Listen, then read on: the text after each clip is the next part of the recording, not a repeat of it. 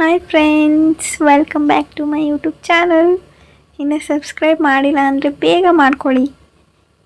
ನಾವು ಈಗ ವೆಜ್ ಬಿರಿಯಾನಿ ಮಾಡೋಣ. ಅದಕ್ಕೆ ಬೇಕಾಗಿರುವಂಥ ಇಂಗ್ರೀಡಿಯೆಂಟ್ಸ್ ಏನಂದರೆ ಚಕ್ಕೆ, ಮೊಗ್ಗು, ಲವಂಗ, ಏಲಕ್ಕಿ ಹಾಗೂ ಮೆಣಸು. ಅದನ್ನು ಮಿಕ್ಸಿ ಜಾರ್ಗೆ ಹಾಕಿ ಮಿಕ್ಸ್ ಮಾಡ್ಕೊಳ್ಳಿ. ಮಿಕ್ಸ್ ಮಾಡ್ಕೊಂಡ ನಂತರ ಇಲ್ಲಿ ನಾನು ಒಂದು ಬೌಲಷ್ಟು ಈರುಳ್ಳಿ ಹಾಗೂ ಕ್ಯಾರೆಟ್, ಬೀನ್ಸ್ ಹಾಗೆ ಒಂದು ಬೌಲಷ್ಟು ಕ್ಯಾಪ್ಸಿಕಮ್ ಹಾಗೆ 2 ಮೆಣಸಿನ್ಕಾಯಿನ ತೊಗೊಂಡಿದ್ದೀನಿ. ಕುಕ್ಕರ್ ಇಟ್ಟು ಒಲೆ ಮೇಲೆ ಎಣ್ಣೆ ಹಾಕಿದೆ. ಸೊ ನಾನು ಇಲ್ಲೇ ಸ್ವಲ್ಪ ನೆಕ್ಸ್ಟು ತುಪ್ಪ ಹಾಕೋತಾ ಇದ್ದೀನಿ. ಯಾಕಂದರೆ ಫೈನಲಾಗಿ ಬೇಕಾದರೆ ನೀವು ಹಾಕೋಬೋದು, ಇವಾಗ ಬೇಕಾದರೂ ಹಾಕೋಬೋದು. ಸೊ ನಾನು ಫಸ್ಟೇ ಅದನ್ನು ಹಾಕೋತಾ ಇದ್ದೀನಿ. ಹಾಗೆ ನೆಕ್ಸ್ಟು ತರಕಾರಿ ಕಟ್ ಮಾಡ್ಕೊಂಡಿರೋ ಅಂತಹ ವೆಜಿಟೇಬಲ್ಸ್ನ ಹಾಕೋತಾ ಇದ್ದೀನಿ. ಈರುಳ್ಳಿ, ಕ್ಯಾರೆಟ್, ಬೀನ್ಸ್, ಕ್ಯಾಪ್ಸಿಕಮ್, ಮೆಣಸಿನ್ಕಾಯಿ ಇದನ್ನೆಲ್ಲ ಹಾಕಿ ಚೆನ್ನಾಗಿ ಫ್ರೈ ಮಾಡ್ಕೊಳ್ಳಿ.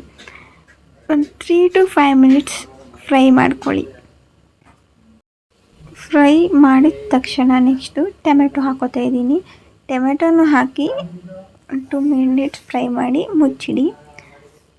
ನಾವು ಆವಾಗಲೇ ಮಿಕ್ಸ್ ಮಾಡಿದಂತಹ ಒಂದು ಪೌಡರ್ನ 1.5 ಸ್ಪೂನಷ್ಟು ನಾನು ಇಲ್ಲಿ ತಗೋತಾ ಇದ್ದೀನಿ. ಹಾಗೆ ಚಿಲ್ಲಿ ಪೌಡರ್ 1.5 ಸ್ಪೂನ್, ಸ್ವಲ್ಪ ರುಚಿಗೆ ತಕ್ಕಷ್ಟು ಉಪ್ಪು, ಇದಿಷ್ಟನ್ನು ಹಾಕಿ ಮತ್ತೆ ಫ್ರೈ ಮಾಡಿ.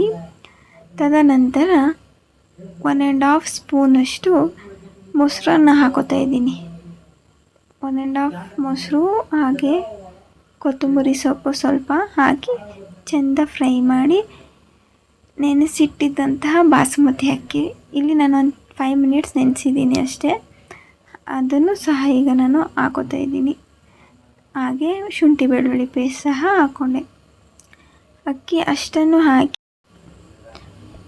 ಹಾಕಿ ಚೆಂದ ಫ್ರೈ ಮಾಡಿ ಕ್ಯಾಪ್ ಹಾಕಿ ಕೂಗಿಸಿ ಒಂದು ವಿಷಲ್ ಕೂಗಿಸಿ ಸಾಕು.